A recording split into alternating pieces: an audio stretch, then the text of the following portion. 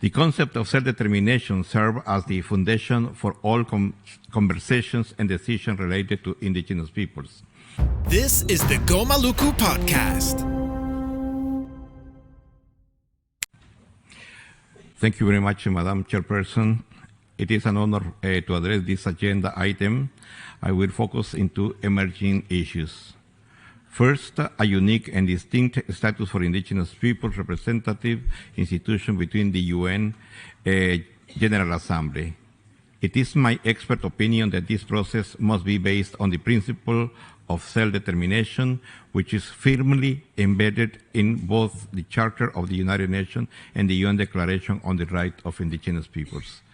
The concept of self-determination serves as the foundation for all conversations and decisions related to indigenous peoples. These principles applies to all indigenous peoples communities, and it enables them to shape their future. In the UN Declaration, the right to self-determination, as acknowledged in Article 3, which mirrors the wording from the International Covenant on Economic, Social, and Cultural Rights and Civil and Political Rights, and asserts that indigenous peoples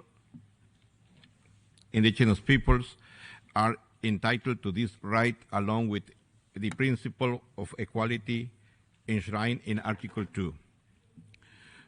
To gain a deeper understanding of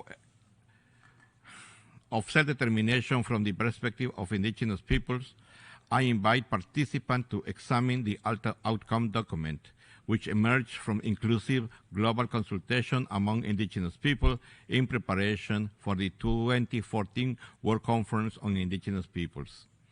The ALTA document highlights that self-determination is a necessary condition for realizing all rights and serves as a framework for interpreting these rights. The extent of self-determination includes, but is not limited to, indigenous peoples enduring sovereignty over their lands, territory, resources, air, ice, oceans, waters, mountains, and forests. Although self-determination is a foundational principle in international law, based on my examination of the communications received, indigenous people continue to encounter significant opposition from states viewing this right as a potential menace to their political sovereignty. Consequently, states often treat indigenous issues as exclusively social or cultural, neglecting the political aspect.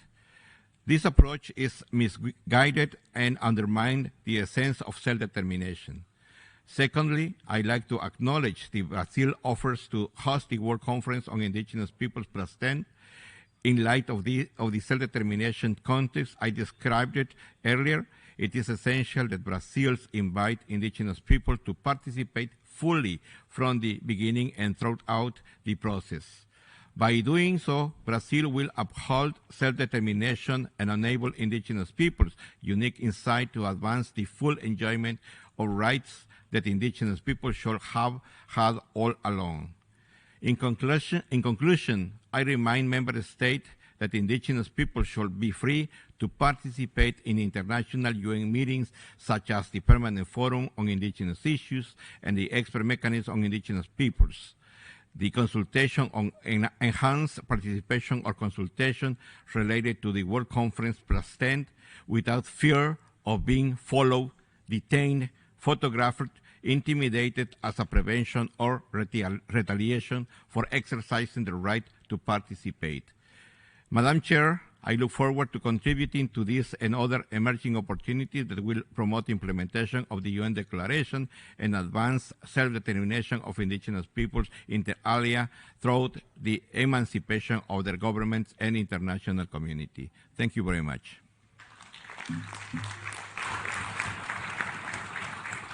I thank the Special Rapporteur on the Rights of Indigenous Peoples for his statement. My friends, I hope you enjoyed this. Please consider to subscribe, to comment, and to share this video on your socials.